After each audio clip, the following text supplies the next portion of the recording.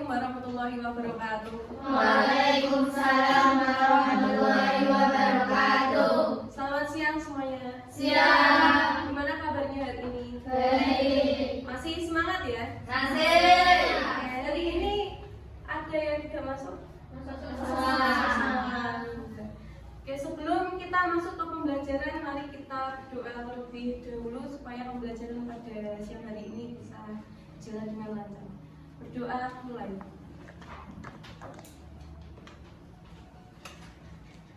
Doa selesai. Oke, sebelum kita mulai pembelajaran pada hari ini, kira-kira tahu kita akan belajar tentang apa? Iya, betul sekali. Kita akan membahas tentang praktik mengemukakan pendapat. Tahu ya arti mengemukakan pendapat? Masih ingat ya?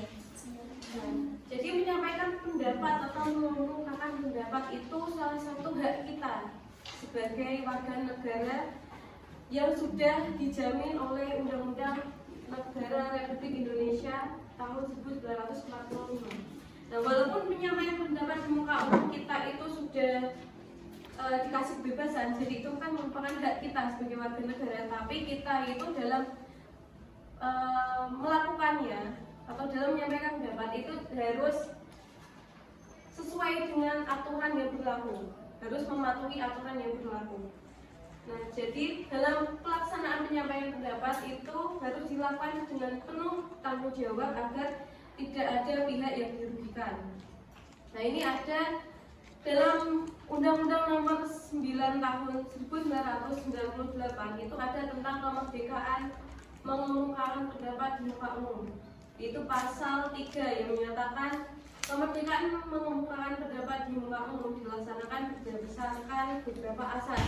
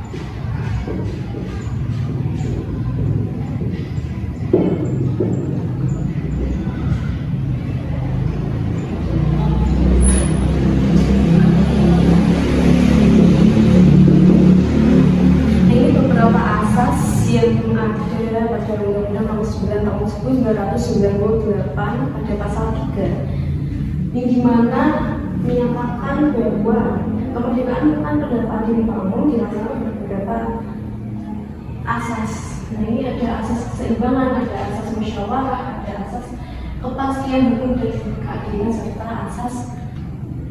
asas proporsionalitas serta asas manfaat. Jadi ada 5 asas. Yang pertama itu asas keseimbangan antara hak dan kewajiban.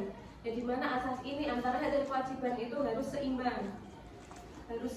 Jadi hak itu tidak boleh dilakukan terlebih dahulu. Jadi harus seimbang antara hak dan kewajiban. Kemudian asas musyawarah dan mufakat.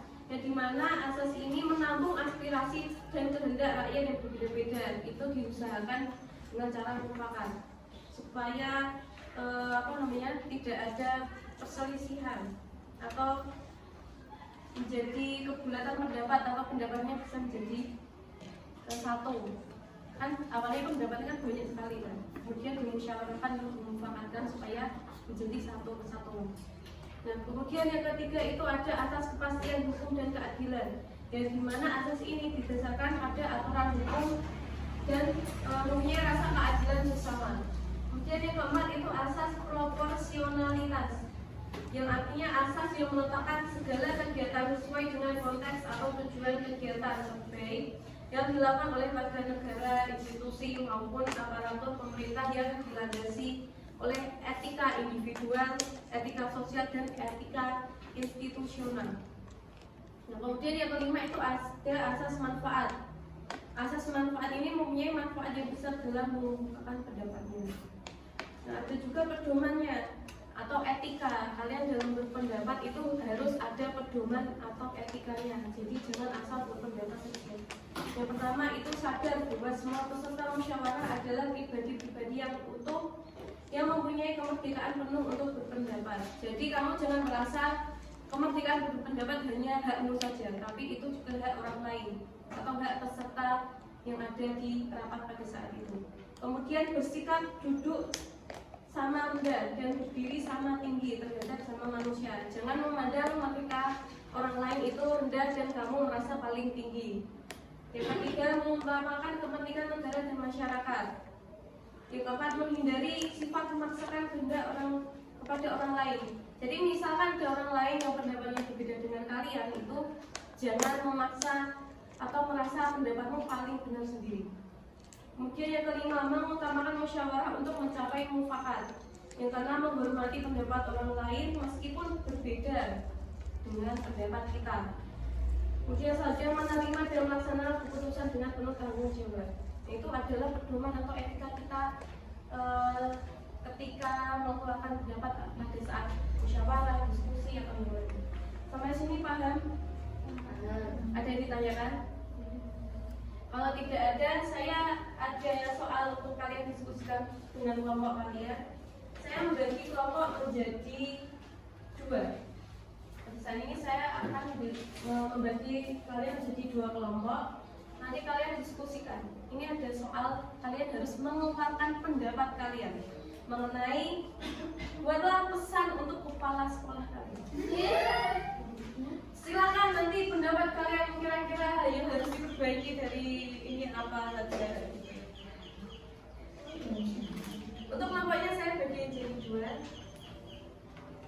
Sebenarnya bisa dimulai dari sekarang.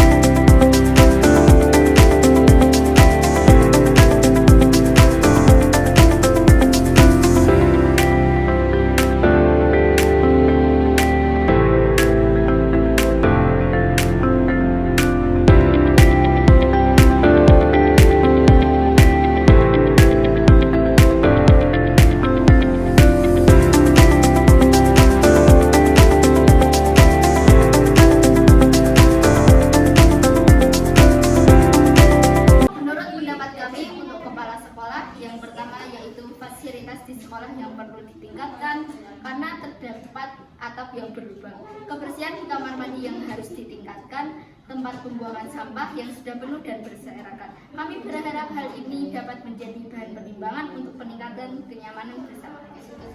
Oke, sekian diskusinya dan kita akhiri dulu. Kira-kira setuju gak dengan pendapat teman kita? Setuju. Oke, kalau gitu ini saya ada soal 5 soal uraian. Kalian nanti kerjakan di rumah untuk sebagai tugas di rumah dan jangan lupa belajar dari bab 1 sampai bab 3 karena kita sudah latihan asas ini. Oke, sampai sini apakah ada yang ditanyakan lagi sebelum saya tutup? Tidak ada. Kalau gitu kita akhiri pembelajaran siang pada hari ini dengan baca hamdalah bersama. Alhamdulillahirabbil alamin. Sekian yang dapat saya sampaikan, kurang lebih Kurangnya mohon maaf. Assalamualaikum warahmatullahi wabarakatuh. Waalaikumsalam warahmatullahi wabarakatuh.